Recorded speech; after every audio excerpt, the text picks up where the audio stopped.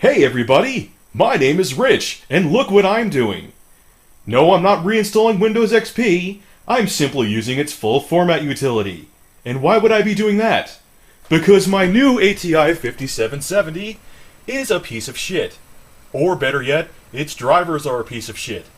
Now what makes you think I think that? It's quite simple. So I go to install my new card, everything seems fine. I look on the internet, and it freezes. Whole operating system is frozen. Restart the computer. It does it again. So I go to google.com and look up driver issues for the 5770. Now you know there's problems when Google finishes a sentence for you. And lo and behold, once I click search, there was more than a Bible worth of problems with the 5770. Joy. Okay, I don't feel like putting on the voice anymore. What is going on, ATI? Okay, so I'm going around. I installed this card. Installed no problem, really easy to put in. Granted, it's the way it's designed makes it top heavy, so you got to be careful because you could break your PCI slot, but installed in 2 seconds. Go to use the drivers, get the newest ones off the ATI.com, thinking that's a smart thing to do. Card freezes, not during gameplay. So it's not a physical issue. There's no artifacts. It's not doing anything when it comes to gaming. It's screwing up when I'm in the Windows 7 environment with Aero, I think. It's something to do with Aero. So, I update everything. I update the drivers. I update my BIOS. I know it's not... My power supply is more than fine with the amperage on the rails and the wattage. Okay, so it has nothing to do with that. So for anyone who says that I'm a noob and don't know what I'm doing, I do. So be quiet. So I go to ATI, I get on the phone with someone from them, they have me send out this whole list of reports, which I did, and thing's still freezing. Thing is still freezing. So, I had to do this anyway. I am reinstalling Windows 7.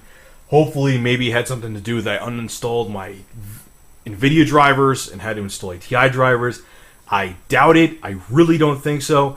From what I'm seeing, what I've been reading in forums, it's a 7 thing. The card doesn't like 7. It's, there's some, Sapphire has hardware problems with their 5770s, but that has there's something with the RAM timing that screws up, but that has nothing to do with it. It doesn't crash, because when the Sapphire crashes, it has like artifacts all over the screen. It crashes during gameplay. This card is not doing that. I'm almost 99.9% positive it is not a hardware issue.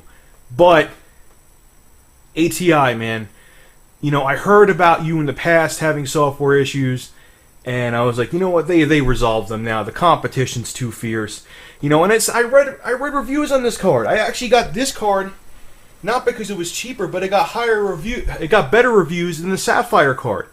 Even though the Sapphire has 2 DVI outputs, which I really like, but I got this one instead.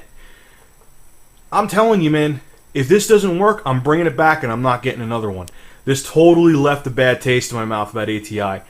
And as of now, even if this works, I don't recommend this card. Because most people are going to go up to Windows 7 now. Windows 7 is the future in terms of gaming. And this is what's going to happen. Why do you release a product when the drivers are not stable? Can someone explain that to me?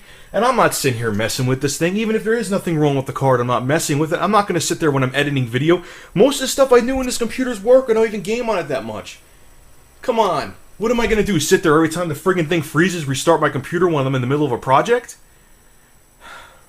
Anyway, point being, the main reason I'm making this video is I'm going to be out of commission for a couple days. Granted, this is only going to take couple hours to reinstall 7, but I gotta install my software and so on and so forth, which really pisses me off, but whatever. This is why I don't care what anybody says, okay? I don't care how much of a fanboy you are. This is why PC gaming will never be number 1, because no one's gonna deal with this shit, period.